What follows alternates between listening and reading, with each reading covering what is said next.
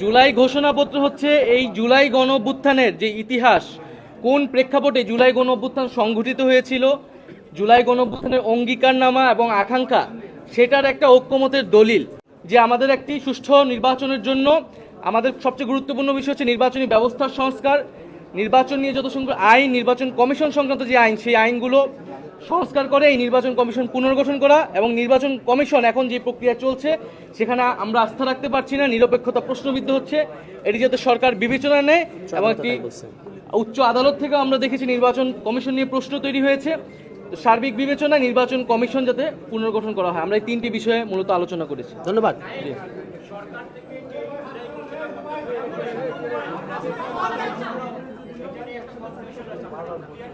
দুটাই লাগবে।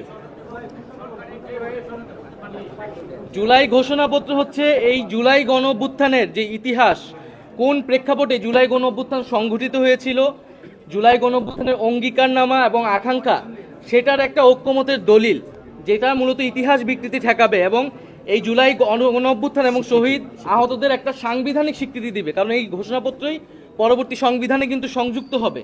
আর জুলাই সনদ হচ্ছে আমাদের রাষ্ট্র কাঠামোর যে সংস্কার, যে কোথায় কোথায় আমরা সংস্কারগুলো করব, এবং সেই সংস্কার যাতে পরবর্তীতে অব্যাহত থাকে, বিচারের বিষয়টা যাতে আমাদের অব্যাহত থাকে, সেই বিষয়ের একটা ঐক্যমতের দলিল। ধন্যবাদ।